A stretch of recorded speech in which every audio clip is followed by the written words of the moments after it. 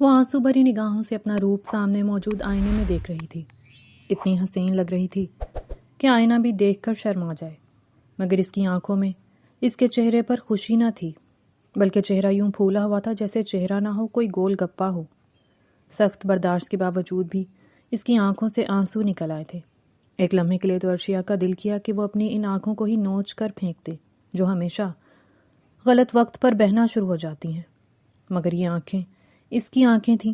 اگر وہ ان آنکھوں کو نوچ دیتی تو نقصان اس کا اپنا ہی ہوتا۔ ان سب چیزوں کو سوچتے وہ اور تیز تیز رونے لگی تھی۔ جتنا چاہتی تھی کم روئے، اتنا ہی زیادہ رونا آتا تھا۔ 3 دن سے اس نے اپنے گھر والوں سے بات چیت بند رکھی تھی، مگر مجال ہے کسی نے بھی اس کے کمرے میں جھانک کر دیکھا تک ہو۔ وہ لوگ اپنی ضد میں اتنے پکے ہو چکے تھے کہ انہیں اپنی بیٹی کی مرضی بھی نظر نہیں آ رہی تھی۔ یا اللہ، پلیز کچھ تو کر، مجھے نہیں کرنی اس سردار سے شادی۔ جتنا وہ خوفناک ہے، میں اس کے ساتھ رہتے رہتے مر جاؤں گی۔ میری شادی کسی سے بھی کروا دو یا اللہ، مگر اس سردار سے نہیں، بالکل نہیں۔ وہ اپنے آنسو صاف کرتی سچے دل سے اللہ سے دعا کرنے لگی۔ بچپن سے لے کر اب تک اس کے ماں باپ نے اس کے ساتھ کسی قسم کی کوئی سختی نہیں کی تھی، مگر پتہ نہیں اس سردار میں ایسا کیا تھا کہ اس کے لاکھ منع کرنے کے باوجود بھی اس کے ماں باپ اس کی بات نہیں مان رہے تھے۔ 3 دن سے وہ سب سے قطع تعلق کر کے بیٹھی تھی۔ آج سے پہلے تو وہ چند گھنٹے بھی ناراض رہتی اس کے ماں باپ کے اوپر بناتی تھی، مگر اس دفعہ کیا ہوا تھا اس کو سمجھ نہیں آیا۔ یا اللہ، مجھے کسی بھی غلط قدم سے بچا لے، میرے ماں باپ کے دل میں رحم ڈال دے۔ وہ اللہ سے دعا کرتے ہوئے ٹیشو سے اپنا میک اپ صاف کرنے لگی۔ 4 دن پہلے ہی اس کے ماں باپ نے سردار انیس سے اس کا رشتہ پکا کر دیا تھا۔ 1 مہینے سے اس رشتے کی بات اس کے گھر میں چل رہی تھی، اور ہر بار اس نے اس رشتے کے لیے انکار ہی کیا تھا۔ وجہ صرف یہی تھی کہ پورے گاؤں میں وہ سردار انیس کے وہ قصے مشہور تھے کہ جن کو سن کر اس سے صرف خوف ہی کھایا جا سکتا تھا۔ اس پورے 1 مہینے کی بحث کے بعد بالآخر اس کے ماں باپ نے زبردستی اس کا رشتہ طے کر دیا، جس کے بعد وہ اپنے ماں باپ سے کسی قسم کی کوئی بھی بات نہیں کر رہی تھی، مگر وہ جانتی تھی کہ اگر ایسا ہی چلتا رہا تو اس کی شادی زبردستی ہی صحیح مگر اس سے ہو جائے گی، اور وہ یہ نہیں چاہتی تھی۔ آج شادی کی تاریخ لینے سردار انیس کی پوری فیملی اس کے گھر آئی تھی۔ اپنی ماں کی شدید خواہش پر وہ تیار تو ہو گئی تھی، مگر تیار ہونے کے ساتھ ساتھ وہ باہر جانے کا ارادہ بھی ختم کر چکی تھی، اس لیے وہ اپنا سارا روپ تہس نہس کرنے لگی۔ ابھی وہ بیٹھی ہی تھی کہ تبھی رانی اس کے کمرے کا دروازہ دھاڑ سے کھولتی اندر داخل ہوئی۔ کیا مسئلہ ہے رانی؟ انسانوں کی طرح نہیں آ سکتی تم؟ رانی کو دیکھتے ہی اس نے اپنے اندر کا سارا لاوا رانی کے اوپر نکال دیا تھا۔ چھوٹی بی بی جی، میں آپ کو ایسی خبر سنانے آئی ہوں جس کو سن کر آپ کے ہوش اڑ جائیں گے۔ بنا سنائے چلی جاؤ۔ جب بھی آتی ہو اپنی ہی طرح کوئی منحوس خبر لے کر آتی ہو، اس لیے مجھے کوئی الٹی اور گھٹیا خبر نہیں سننی۔ آپ کی شادی کی تاریخ طے ہو گئی ہے چھوٹی بی بی صاحبہ۔ رانی کی بات سنتے اس کے سر پر 7 آسمان ٹوٹ کر گرے تھے۔ کیا تم ہوش میں تو ہو؟ تم یہ کیا کہہ رہی ہو؟ جی چھوٹی بی بی، میں ابھی مہمانوں کے پاس سے یہ خبر سن کر آئی ہوں۔ یا اللہ، وہ اپنے دل پر ہاتھ رکھتی کھڑی ہوئی، ابھی پرسوں ہی تو اس کا رشتہ طے ہوا تھا، اور اتنی جلدی شادی کی تاریخ؟ اس کو اپنے ماں باپ پر سخت غصہ آیا۔ کب ہے شادی رانی؟ اس نے روتے ہوئے رانی سے پوچھا۔ شادی تو 15 دن بعد ہے، مگر کل آپ کا نکاح ہے، کل رات۔ رانی کی اس خبر نے اس کو مزید توڑ دیا تھا۔ اس کے ماں باپ نے اس سے شادی کی تاریخ تک کا نہیں پوچھا تھا۔ اس کا دل کئی حصوں میں تقسیم ہوا۔ اس کو اپنے ماں باپ سے یہ امید ہرگز نہ تھی۔ بچپن سے لے کر اب تک ہر بات مانی تھی، اور آج جب ماننی چاہیے تھی تبھی اس کی نہیں سنی تھی۔ ٹھیک ہے، تم جاؤ رانی۔ اس نے سخت لہجے میں رانی کو اپنے کمرے سے واپس بھیج دیا تھا، جبکہ رانی کے جاتے ہی وہ زمین پر بیٹھتی پھوٹ پھوٹ کر رو دی۔ میں نہیں کروں گی امی بابا اس سے شادی، نہیں کروں گی میں اس مغرور اکڑو گھمنڈی سے شادی، چاہے کچھ بھی ہو جائے۔ اس شادی کو روکنے کے لیے اگر مجھے غلط قدم بھی اٹھانا پڑا تو میں اٹھاؤں گی، مگر یہ شادی میں کسی صورت نہیں کروں گی۔ اس کی آنکھیں سخت ہوئی تھیں۔ دیکھنے والا اگر دیکھتا تو شاید وہ پہچان جاتا کہ ان آنکھوں میں اب بغاوت اتر رہی تھی۔ اس کی آنکھیں کھڑکی سے نیچے جھانک رہی تھیں۔ حویلی میں ایک زبردست دعوت کا اہتمام کیا گیا تھا۔ لگ رہا تھا پورا گاؤں ہی حویلی میں اود آیا ہے۔ کھانے کی خوشبو سے اس کا جی خراب ہونے لگا۔ 2 دن سے وہ صحیح سے کھانا بھی نہیں کھا رہی تھی۔ سردار انیس کے خوف نے اس کو اتنا پاگل کر دیا تھا کہ نہ اس کو بھوک لگ رہی تھی اور نہ کچھ اور۔ اس کی خوفناک شکل اب تک دیکھی تو نہیں تھی، مگر وہ جانتی تھی کہ اس کی شکل کیسی ہوگی۔ اپنے ہی سامنے بریانی کو پکتے دیکھ کر اس کے پیٹ میں درد ہونے لگا۔ کوئی جھوٹے منہ اس کو کھانے کا بھی نہیں پوچھ رہا تھا۔ ایک رانی ہی تھی جو آ کر اسے کچھ نہ کچھ کھانے کو دے جاتی تھی، مگر 2 دن سے غصے اور نفرت میں وہ کھانا بھی نہیں کھا رہی تھی، اور اس وقت اس کا اتنا برا حشر ہو رہا تھا کہ اگر وہ کھانا نہ کھاتی تو بے ہوش ہی ہو جاتی۔ تھوڑی دیر پہلے ہی اس نے ملازم کے ذریعے رانی کو اپنے کمرے میں بلوایا تھا، مگر میڈم رانی تھی کہ اب تک آئی نہیں تھی۔ وہ اپنے پیٹ پر ہاتھ پھیرتے للچائی نظروں سے نیچے پکتے پکوانوں کو دیکھنے لگی۔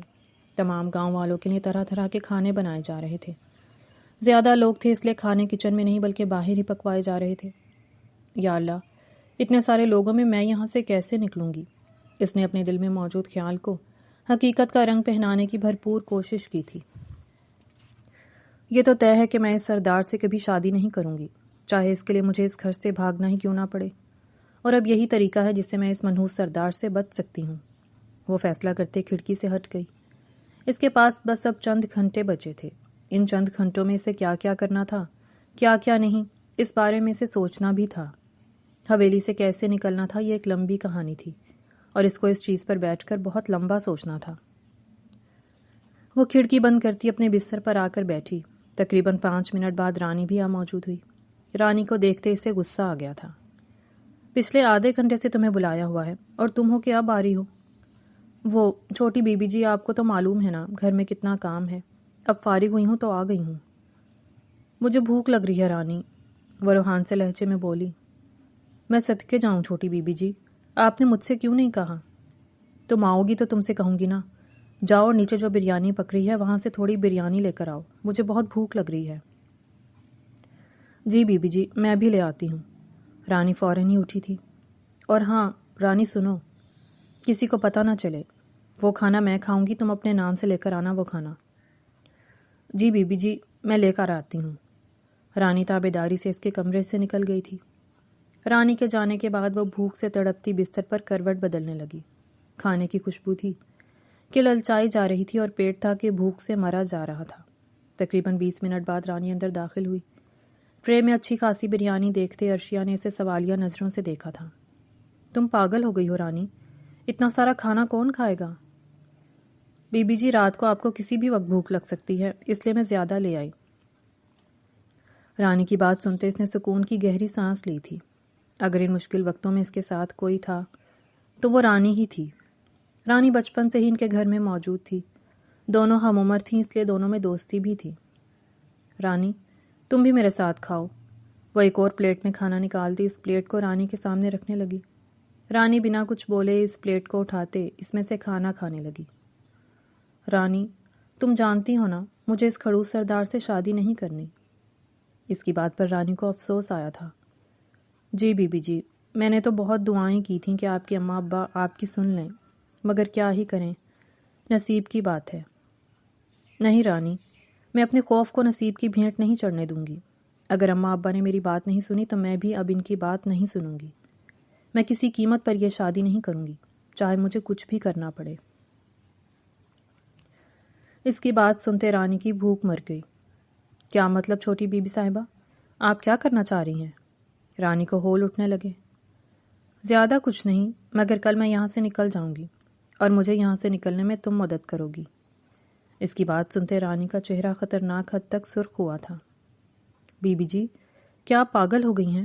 آپ جانتی نہیں ہیں کہ اس وقت کتنے مہمان گھر پہ ہیں، اور آپ اپنے ماں باپ کی عزت کیوں خراب کر کے نکل جائیں گی؟ نہیں بی بی جی، یہ غلط ہے۔ رانی فوراً سے پہلے اٹھ کھڑی ہوئی۔ بے وقوف رانی، یہ غلط نہیں ہے۔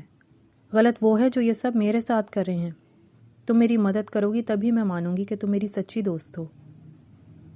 بی بی جی، آپ مجھے مشکل میں پھنسا رہی ہیں۔ رانی عجیب ٹینشن میں پھنس گئی تھی۔ تم ٹینشن نہ لو رانی، کل جب میں چلی جاؤں گی تو سب صحیح ہو جائے گا، اور جیسے ہی شادی کے ہنگامے رکیں گے میں واپس بھی آ جاؤں گی۔ کوئی تم سے کچھ بھی نہیں پوچھے گا، میں کچھ ایسا نہیں کروں گی کہ کوئی تم سے کچھ پوچھے۔ اب بتاؤ، دو گی نا میرا ساتھ؟ عرشیہ نے مسکراتے ہوئے اس کے آگے اپنا ہاتھ بڑھایا تھا۔ رانی بنا کچھ کہے اس کے ہاتھ پر اپنا ہاتھ رکھ چکی تھی۔ دوستی کی ہے بی بی جی، نبھانی تو پڑے گی۔ اس کے ہلکا سا کہنے پر عرشیہ نے اس کو زور سے اپنے سینے سے لگایا تھا۔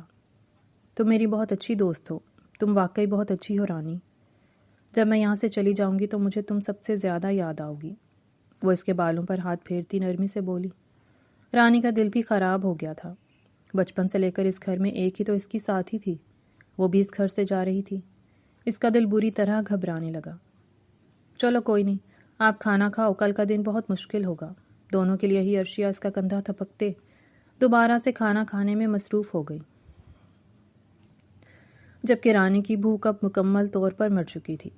کل کیا ہوگا کیا نہیں ہوگا سوچ سوچ کر اس کو ابھی سے ہول اٹھ رہے تھے، مگر وہ جو بھی کر رہے تھے ہونا وہی تھا جو تقدیر میں لکھا تھا، اور تقدیر میں کیا لکھا تھا یہ تو کل ہی معلوم ہونے والا تھا۔ عرشیہ بڑی سی چادر پہنے اپنے کمرے میں بیٹھی تھی۔ اس کے ماں باپ جو اس کے کمرے میں اس وقت نہیں آ جا رہے تھے، اس کا یہ فائدہ تو ہوا تھا کہ اس کو اس حالت میں رانی کے علاوہ کوئی نہیں دیکھ سکتا تھا۔ وہ اپنا دھڑکتا دل لیے یہاں وہاں دیکھنے میں مصروف تھی۔ 20 سال یہاں گزارے تھے، اور آج بالآخر وہ دن آ ہی گیا تھا جب اس کو اس گھر سے جانا تھا، مگر وہ ویسے نہیں جانا چاہتی تھی، لیکن جا رہی تھی۔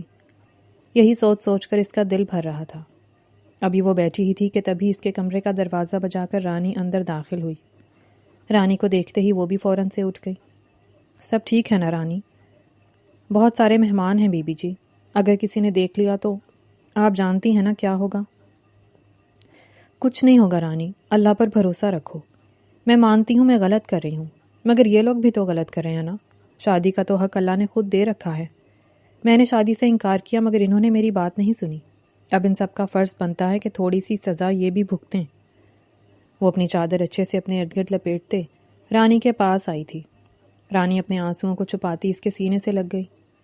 آپ جا رہی ہیں چھوٹی بی بی جی، ایک واحد آپ ہی تو تھیں اس گھر میں جو میری ساتھی تھیں۔ اب آپ کے جانے کے بعد میں بالکل اکیلی ہو جاؤں گی۔ رانی کی آنسو بھری آواز سنتے عرشیہ کا بھی دل بھر آیا تھا۔ تم ٹینشن نہ لو، چند دن میں واپس آ جاؤں گی، مگر تم اس چیز کا دھیان رکھنا کہ اگر کوئی بھی تم سے میرا پوچھے تو تم صاف انکار کر دینا۔ کہہ دینا جس دن سے میں گھر والوں سے بات نہیں کر رہی تھی اس دن سے تم سے بھی نہیں کر رہی تھی، باقی کوئی تمہیں کچھ نہیں کہے گا۔ وہ اس کے سر پر پیار کرتی رانی کے پیچھے پیچھے اپنے کمرے سے باہر نکلی تھی۔ ترم خان بن کر بھاگنے کا سوچ تو چکی تھی، مگر پھر بھی پتہ نہیں کیوں دل ایسے دھڑک رہا تھا جیسے کچھ الٹا ہونے والا ہے۔ لوگوں کے بیچ سے بچتے بچاتے وہ لوگ بالآخر حویلی سے باہر نکلنے میں کامیاب ہو ہی گئے تھے۔ رانی حویلی میں کھڑی سے آنسو بھری نظروں سے دیکھ رہی تھی۔ اپنا خیال رکھنا رانی، اور ہاں، اپنے ساتھ ساتھ میرے ماں باپ کا بھی خیال رکھنا۔ میں جلد واپس آؤں گی۔ وہ رانی کے سینے سے لگتے تیزی سے وہاں سے چلی گئی تھی، جبکہ رانی اپنے آنسو صاف کرتی معمول کے مطابق اپنے کاموں میں جٹ گئی۔ وہ لوگوں سے چھپتے چھپاتے بالآخر اپنے گاؤں سے نکلنے میں کامیاب ہو ہی گئی۔ سارے راستے عجیب سے خوف سے اس کا دل ہولتا رہا تھا۔ اگر کوئی اسے دیکھ لیتا تو اسے زندہ گاڑ دیتا۔ راستے بھر اس نے آلتو جلالتو آئی بلا کو ٹالتو کا ورد کیا تھا، اور بالآخر بلا ٹل ہی گئی تھی، مگر وہ نہیں جانتی تھی کہ آگے جا کر ایک اور بہت بڑی بلا اس کے اوپر پڑنے والی تھی۔ جن لوگوں سے بچنے کے لیے اپنے گاؤں سے بھاگی تھی، غلطی سے وہ اسی گاؤں میں داخل ہو چکی تھی، جس گاؤں کو سردار اور کوئی نہیں بلکہ سردار انیس تھا۔ اللہ جی، بس کچھ دن یہاں رہ لوں، پھر واپس اپنے گاؤں چلی جاؤں گی۔ وہ آگے پیچھے دیکھتی اپنا نقاب سختی سے پکڑتی بھاگنے لگی کہ تب یہ سامنے سے تیز رفتار گاڑی کو اپنے پاس آتے دیکھ کر اس کو رکنا پڑا تھا۔ گاڑی میں خوبصورت شخص کو بیٹھے دیکھ کر اس کو سخت غصہ آیا تھا۔ بڑی سی گاڑی میں بیٹھا وہ شخص بھی اپنے کالے چشمے کے پیچھے سے اسے ہی شاید گھور رہا تھا۔ اس کو کالا چشمہ پہنے دیکھ کر عرشیہ کا غصہ 7ویں آسمان کو چھونے لگا۔ ایک تو اتنی دھوپ میں مجھے اپنی اصلی آنکھوں سے کچھ نظر نہیں آ رہا، اور یہ کالا چشمہ لگا کر گھوم رہا ہے۔ میں اسے نہیں چھوڑوں گی۔ وہ اپنی چادر سنبھالتے اس کی گاڑی کا دروازہ بجانے لگی۔ وہ جو کوئی بھی تھا اس کے دروازہ بجانے پر گاڑی سے باہر نکل آیا تھا۔ فرمائیے محترمہ، کون سی مصیبت آپ کے پیچھے پڑ گئی جو بیچ راستے میں میری گاڑی بجاتی پھر رہی ہیں آپ؟ مجھ پر مصیبت پڑ گئی؟ ارے تم ہو مصیبت، دکھ نہیں رہی تھی تمہیں میں جو تم مجھ پر یہ گاڑی مارنے لگے تھے؟ جانتے ہو کہ اگر اس گاڑی سے ٹکرا جاتی تو اب تک میں مر بھی چکی ہوتی۔ وہ چبا چبا کر بولی۔ اس کی بات سنتے اس شخص کے لبوں پر ہلکی سی مسکراہٹ پھیل گئی تھی۔ مگر آپ مری تو نہیں نا محترمہ؟ اس کی بات سنتے عرشیہ کو پتنگے ہی لگ گئے تھے۔ اس نے سرد نگاہوں سے اس شخص کو گھورا تھا جو ابھی بھی کالا چشمہ لگائے اسے ہی دیکھ رہا تھا۔ اس کا بس نہیں چل رہا تھا کہ وہ اس شخص کا چشمہ ہی توڑ دے۔ ایک تو یہ تم لڑکوں کا ڈبل بیٹری سنگل پاور بننے کا شوق ہے، کب ختم ہوگا؟ وہ جو مسکراتے ہوئے عرشیہ کی بات سن رہا تھا، اس کی اس والی بات پر اپنے لب بھینچ کر رہ گیا۔ محترمہ، یہ نظر کا چشمہ نہیں بلکہ سن گلاسز ہیں، یہ ہمیں دھوپ کی روشنی سے بچاتے ہیں۔ واہ بھائی واہ، خود کو بچاؤ، سامنے والے کو اڑا دو۔ وہ اور تیز دھاڑی تھی۔ اس کے دھاڑنے پر اس شخص کے لبوں پر مسکراہٹ بکھر گئی تھی۔ دور کھڑی تقدیر ہلکا سا مسکراتے سائٹ ہو گئی۔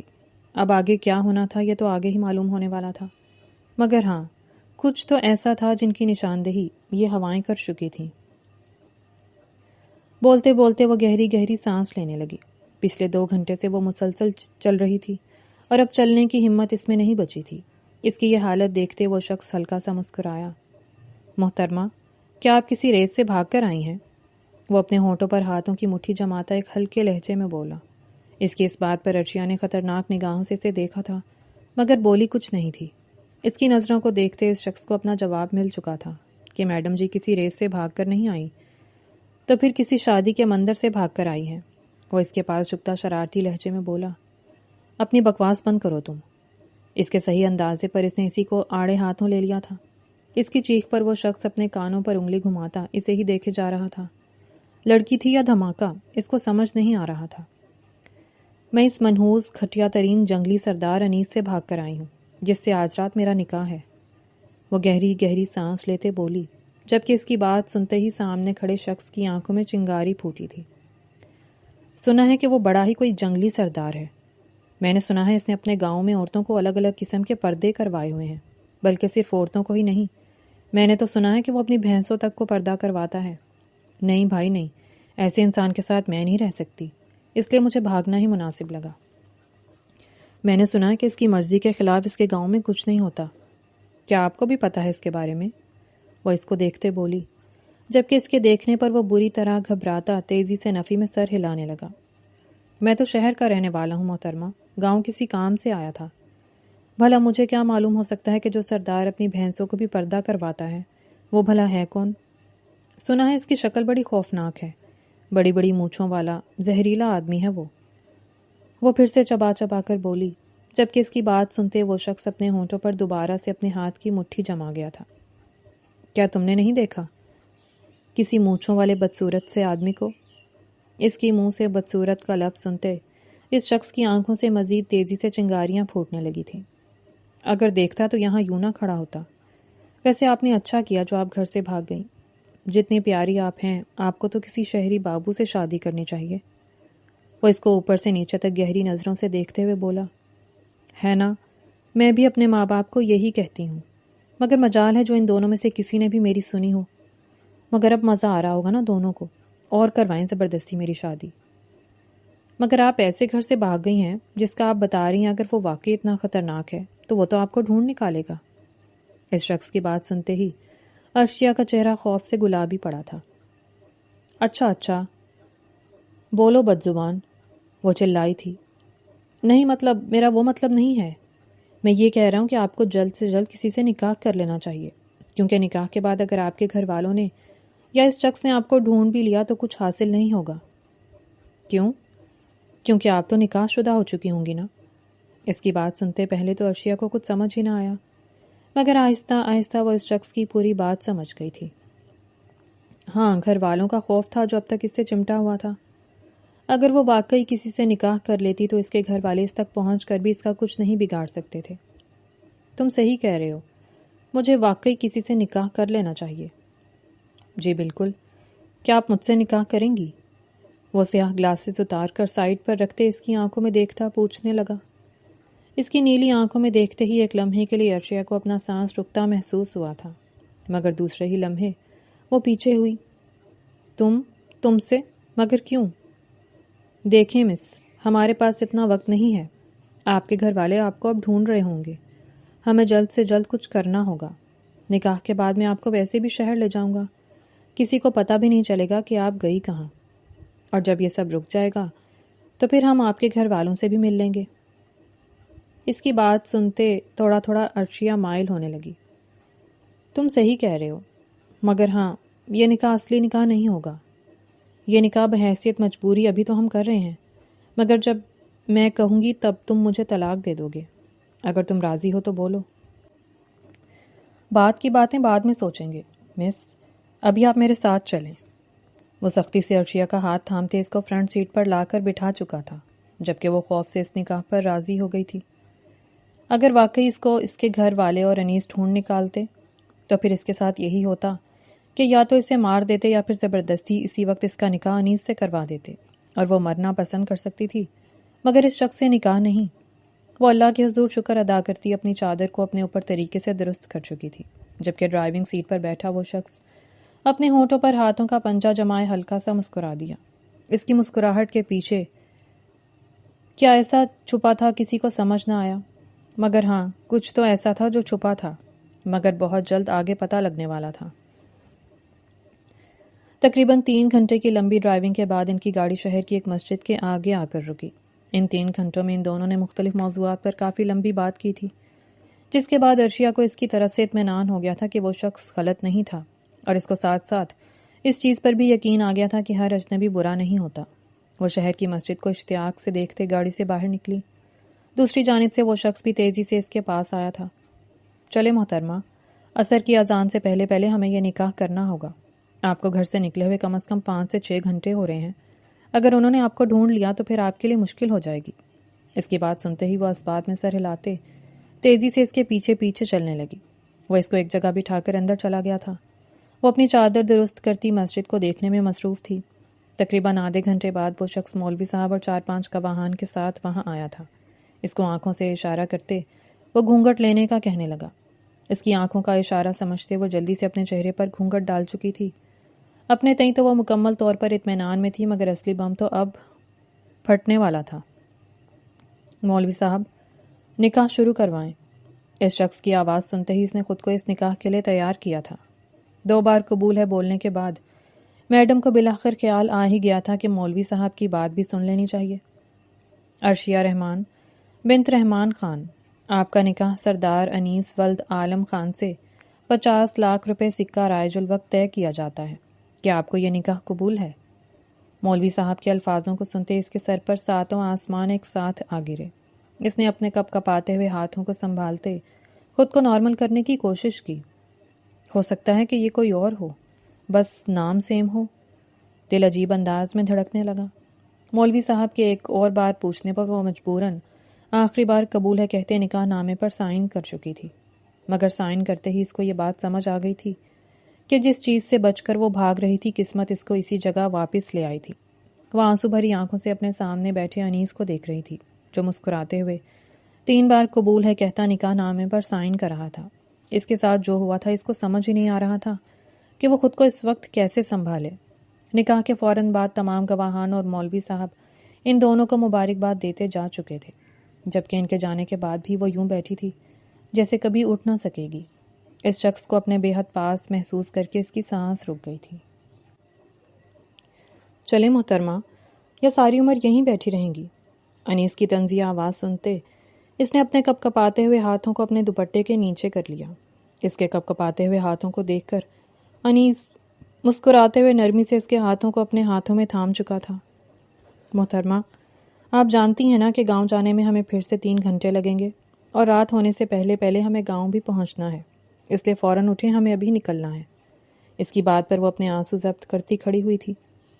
اتنی تھوڑی سی دیر میں وہ اللہ سے لاکھوں شکوے کر چکی تھی، خود سے بھی کئی شکوے کیے تھے. کیا ہی ضرورت تھی اس 2 نمبر آدمی سے مدد لینے کی؟ کافی گالیاں خود کو دینے کے بعد اس کو آرام اور سکون نہیں مل رہا تھا. وہ دونوں تیزی سے مسجد سے نکلے تھے. انیس اس کو فرنٹ سیٹ پر بٹھاتے خود ڈرائیونگ سیٹ پر آ کر بیٹھ گیا. اس کی ہلکی سی ہچکی کی آواز سنتے ہی وہ ہلکے سے مسکراتے اس کا گھونگھٹ الٹ گیا تھا. محترمہ، مجھ سے کیوں چہرہ چھپا رہی ہیں؟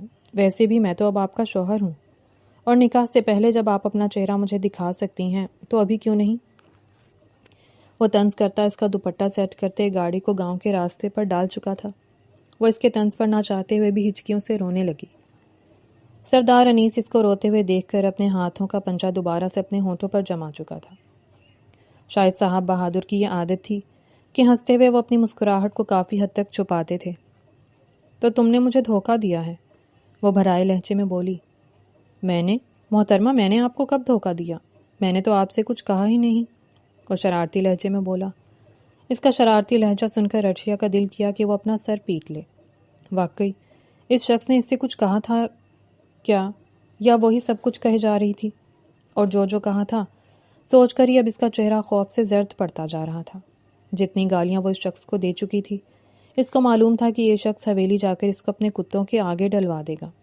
وہ اللہ سے اپنی حفاظت کی دعا کرتے بری طرح رونے لگی، جبکہ اس کو یوں روتے دیکھ کر سردار انیس اپنے ہونٹوں پر موجود مٹھی کو مزید سختی سے اپنے ہونٹوں پر جما گیا۔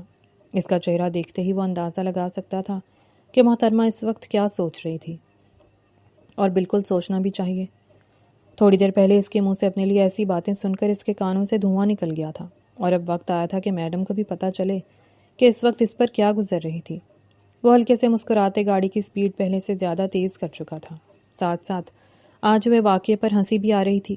اس کے تو فرشتوں کو بھی خبر نہیں تھی کہ جو لڑکی اس کے ساتھ ٹکرائے گی وہ اور کوئی نہیں بلکہ وہی ہوگی جو اس کی ہونے والی بیوی تھی، اور پھر یوں اس کے نکاح میں آ جائے گی۔ اس نے یہ بھی کہاں سوچا تھا تقدیر ہلکا سا مسکرائے گی، پھر بے شک جو تقدیر میں لکھا تھا وہی ہوا تھا۔ تقریباً 3 گھنٹے بعد ان دونوں کی گاڑی حویلی آ کر رکی۔ وہ گاڑی سے نیچے اترتا اس کے پاس آیا تھا۔ چلے محترمہ، آ جائیں، حویلی آ گئی ہے۔ 15 دن بعد کا استقبال میں آج ہی کرواتا ہوں۔ وہ اس کا ہاتھ پکڑتے اس کو گاڑی سے باہر نکال چکا تھا، جبکہ حویلی کے گیٹ پر تمام افراد کو پھول لیے کھڑے دیکھ کر اس کو جھٹکا لگا تھا۔ یہ نکاح تو اتنی اچانک ہوا تھا، پھر یہ سب؟ اس نے ناسمجھی سے انیس کو دیکھا، مگر شاید انیس پہلے ہی سب سنبھال چکا تھا، اس لیے انیس نے اسے خاص کوئی اشارہ نہ دیا۔ ماشاءاللہ ماشاءاللہ، میری بہو تو سادگی میں بھی چاند کا ٹکڑا ہے، اس کی ساس اس کے گال چومتے بولی۔ گھر والوں سے مل کر اس کو تھوڑا بہت تو سکون آ ہی گیا تھا کہ اس کی اتنی جلدی نکاح کے باوجود بھی اس کے گھر والوں نے کسی چیز کا بتنگڑ نہیں بنایا تھا، اور ظاہر سی بات ہے اس سب کے پیچھے کون تھا؟ انیس ہی تھا۔ اسی نے کچھ کیا ہوگا نا جو کچھ نہیں ہوا۔ اور گاؤں کی عورتوں کو بھی دیکھ کر اس کو حیرت ہوئی تھی۔ یہاں کی عورتیں تو بالکل ویسی ہی تھیں جیسے اس کی گاؤں کی عورتیں۔ پھر وہ سب کیا تھا کہ وہ اپنی گاؤں کی عورتوں کو پردہ کرواتا تھا، بلکہ اپنے جانوروں تک کو بھی پردہ کرواتا تھا۔ وہ حیرت میں ڈوبی اپنے برابر بیٹھے انیس کو دیکھ رہی تھی، جو ہنس ہنس کر اپنے گھر والوں سے بات کر رہا تھا۔ لوگوں سے تو اس نے سنا تھا کہ انیس کسی سے سیدھے منہ بات نہیں کرتا، مگر یہ شخص تو ایک لمحے کے لیے بھی ویسا نہیں لگا تھا۔ اس کی نظروں کو اپنے اوپر محسوس کر کے انیس ہلکا سا مسکرایا۔ چلے محترمہ، میں چل کر آپ کو اپنی بھینسوں سے ملواتا ہوں جو آپ کا بے چینی سے انتظار کر رہی ہیں۔ اس کی بات پر شرمندگی سے عرشیہ لال سرخ ہو گئی۔ چلو بچوں، تم دونوں بھی جاؤ، جا کر آرام کرو، ہم بھی اپنے اپنے کمرے میں جاتے ہیں۔ انیس کی ماں ان دونوں کو حکم دیتے وہاں سے چلی گئی تھی، جبکہ انیس اسے لیے کمرے میں آ گیا۔ اس وقت اس کو سب سے زیادہ خوف محسوس ہو رہا تھا۔ انیس اس کے ساتھ کمرے میں جا کر کیا کرے گا سوچ کر ہی اس کو وحشت ہو رہی تھی۔ کتنی گالیاں دی تھی نا اس نے انیس کو۔ پہلی بار اس کا دل کیا کہ وہ اپنی زبان ہی کاٹ لے۔ وہ اس کو نرمی سے بستر پر بٹھا کر خود اس کے برابر آ کر بیٹھا۔ اس کے اتنے پاس بیٹھنے پر عرشیہ کھسک کر دور ہو گئی تھی۔ محترمہ، وہ بات یہ ہے کہ کل تک تو میری مونچھیں تھیں، مگر آج آپ کے لیے منڈوا لی ہیں۔ وہ اس کا چہرہ دیکھتے شرارت سے بولا، جبکہ اس کی بات سنتے عرشیہ کے جسم کا سارا خون سمٹ کر اس کے چہرے پر آ گیا تھا۔ وہ ہر تھوڑی دیر بعد اس کی کسی نہ کسی بات کا حوالہ اسے دے رہا تھا، اور پرانی باتوں کو سوچ کر اس کو اتنی شرمندگی ہو رہی تھی کہ پوچھو ہی نہیں۔ اور ہاں وہ محترمہ، میرے گاؤں کی وہ والی عورتیں بھی آپ سے ملنا چاہتی ہیں جن کو میں پردہ کرواتا ہوں۔ وہ اس کے ہاتھوں پر انگلی پھیرتے بولا، جبکہ اب کی دفعہ وہ اپنے ہونٹوں کو کاٹ کر رہ گئی تھی۔ جواب کیا بولے سمجھ ہی نہیں آ رہا تھا۔ اس سے پہلے کہ وہ کچھ کہتی تبھی انیس کا فون بجا تھا۔ وہ اپنا فون نکال کر چیک کرنے لگا۔ فون پر اپنے گھر والوں کا نمبر دیکھتے اس کا دل بری طرح دھڑکا تھا۔ اب کیا ہوگا؟ کیا انیس سچ بتا دے گا کہ وہ گھر سے بھاگ گئی تھی؟ سوچ کر ہی اس کو ہول اٹھنے لگے۔ اس کا چہرہ دیکھتے ہی انیس نرمی سے اس کے ہاتھوں پر ہاتھ رکھتا فون اٹھا چکا تھا۔ جی انکل، ٹینشن نہ لیں، وہ میرے پاس ہی ہے۔ کافی دیر بعد سننے کے بعد انیس نے یہی کہا تھا۔ عرشیہ انتظار کرنے لگی کہ اب وہ اس کی پول کھولے گا، اب پول کھولے گا، مگر ایسا نہیں ہوا۔ تقریباً 20 منٹ کی بات کرنے کے بعد وہ واپس فون اپنی جیب میں ڈال چکا تھا، اور اس کال کے لمبے دورانیے پر انیس نے اس کے گھر والوں کو صرف یہی احساس دلایا تھا کہ اس نکاح کو جلدی کسی مجبوری کے تحت ہی کیا ہے، اور وہ اس کا سارا الزام اپنے سر لے چکا تھا۔ وہ سوچ رہی تھی کہ وہ اس کی پول کھولے گا، اس کو ذلیل کروائے گا، مگر یہاں تو کچھ اور ہی ہوا تھا۔ پہلی دفعہ اس شخص کے لیے اس کی نظر بدلی تھی۔ بلکہ نہ صرف نظر بدلی تھی بلکہ دل بھی بدلا تھا. اب آہستہ آہستہ اس دل کو پورا بدل جانا تھا. وہ اس کے برابر آ کر بیٹھا. تم چینج کر لو، آرام دہ کپڑے پہن لو. میں ملازمہ سے تمہارے لیے کپڑے بھیجتا ہوں، اور تمہیں بھوک لگی ہے تمہارے لیے کھانا لے کر آتا ہوں. تب تک تم آرام کرو. وہ اس کے کندھے پر ہاتھ رکھتا تیزی سے کمرے سے چلا گیا تھا، جبکہ اس کے جانے کے بعد وہ سکون کی گہری سانس لیتے اپنے بستر پر لیٹی تھی. جو بھی ہوا تھا اس کو سمجھ نہیں آیا تھا، مگر وقت آہستہ آہستہ بتا رہا تھا کہ جو ہوا تھا صحیح ہوا تھا، اور وہ شخص اتنا برا نہیں تھا جتنا گاؤں والوں نے افواہوں میں پھیلا رکھا تھا. بلکہ وہ تو شاید 20% بھی اس جیسا نہیں تھا جیسا گاؤں والوں نے بتایا تھا. وہ شخص تو کیئرنگ بھی تھا اور اچھا بھی. اس کے بارے میں سوچتے سوچتے کب ٹائم گزر گیا اسے پتہ نہ چلا. وقت ہلکے سے مسکرایا تھا. تقدیر کہتی تھی کہ منزل اب بے حد پاس تھی. تقریباً آدھے گھنٹے بعد وہ کھانے کی ٹرے لیے کمرے کے اندر داخل ہوا. اس کا انتظار کرتے کرتے کب عرشیہ کی آنکھ لگ گئی تھی عرشیہ کو پتہ ہی نہیں لگا تھا. 3-4 دن سے وہ سخت ٹینشن میں تھی، اور آج جتنا وہ چلی تھی اور آج جتنا تھکانے والا دن تھا اس کو پتہ ہی نہیں چلا تھا. وہ سو بھی گئی تھی. اس کو سوتے دیکھ کر انیس ہلکا سا مسکرا دیا. میری نیندیں اڑا کر میڈم جی کتنے مزے سے سو رہی ہیں. وہ کھانے کی ٹرے سائڈ ٹیبل پر رکھتا اس کو آواز دینے لگا، مگر عرشیہ کی نیند اتنی پکی تھی کہ خالی کھلی آوازوں سے اس کا کچھ نہیں ہو سکتا تھا.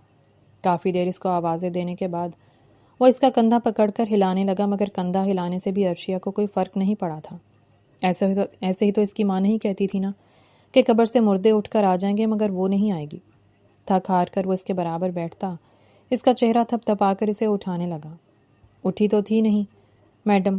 ہاں، مگر انیس کا ہاتھ اپنے چہرے کے نیچے دبا کر سو ضرور گئی تھی. انیس کا دل بری طرح دھڑکنے لگا. وہ نرمی سے اس کو آوازیں دینے لگا.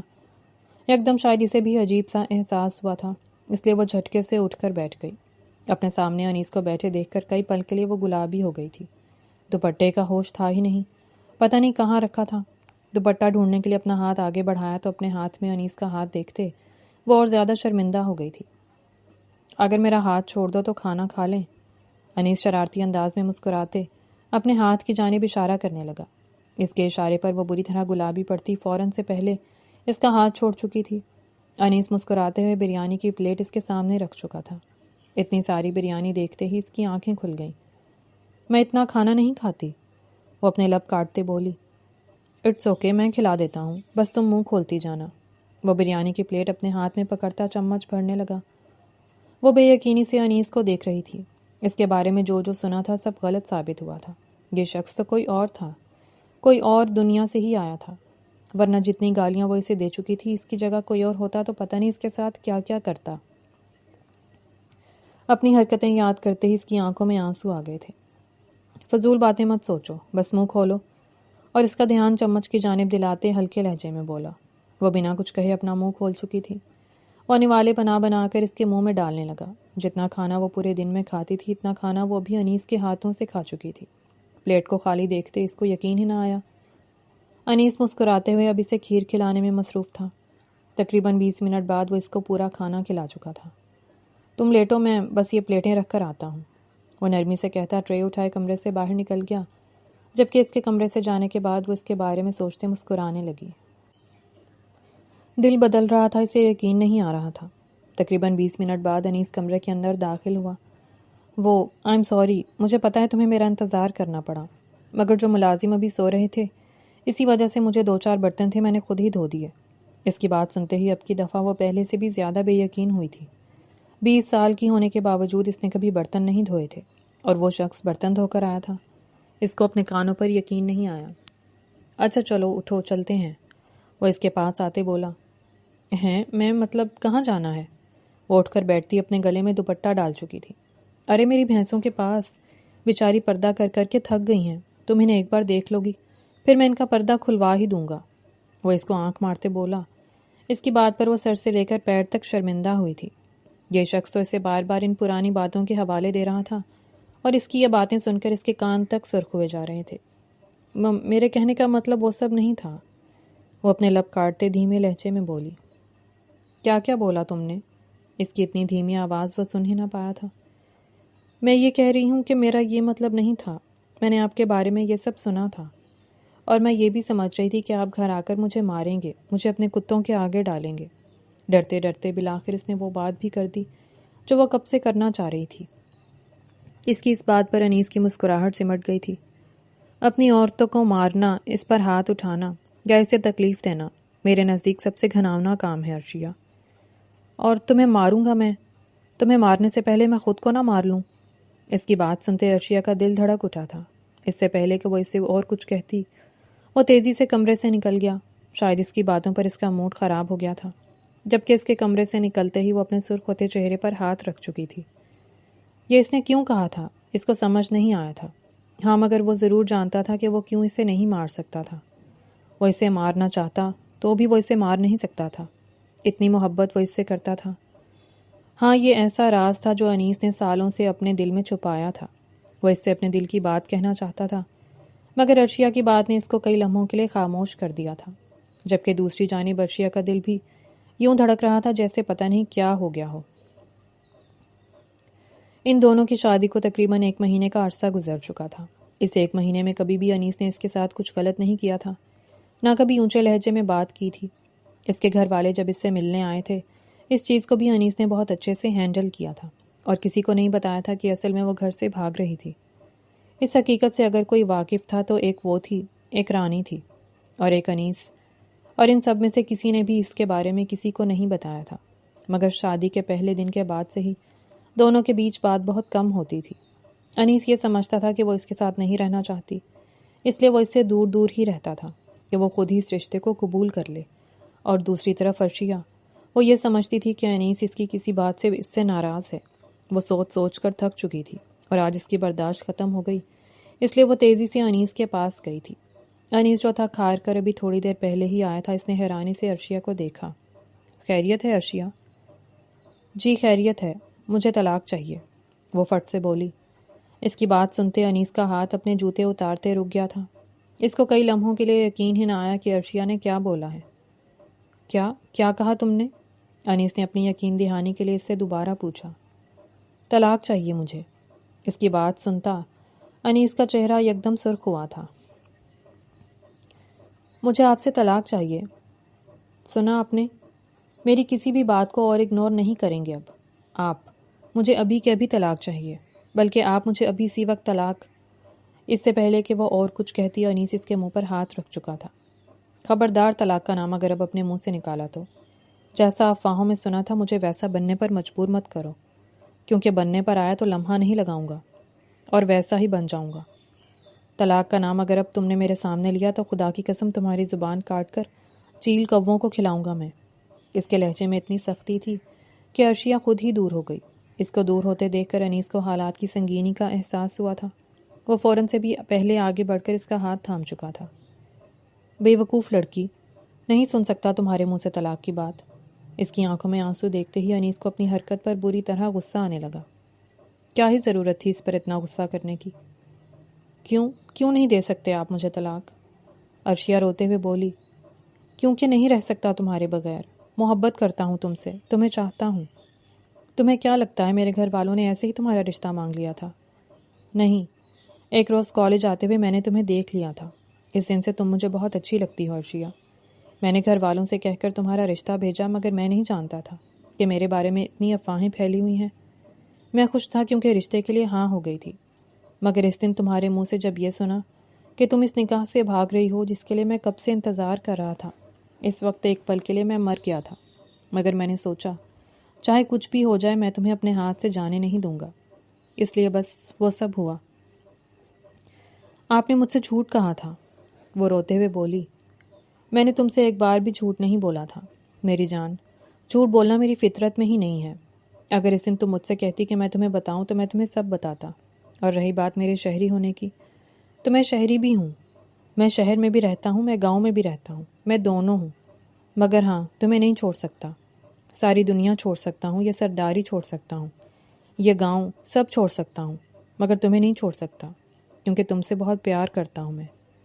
سب کہہ دیا کرو، مجھے مار لیا کرو، مگر پلیز آئندہ مجھ سے طلاق کی بات مت کرنا۔ وہ اس کو اپنے گلے سے لگاتا اس کے بالوں کو چومنے لگا، جبکہ اس کی محبت کا سنتے کئی لمحوں تک عرشیہ کو یقین ہی نہیں آیا تھا۔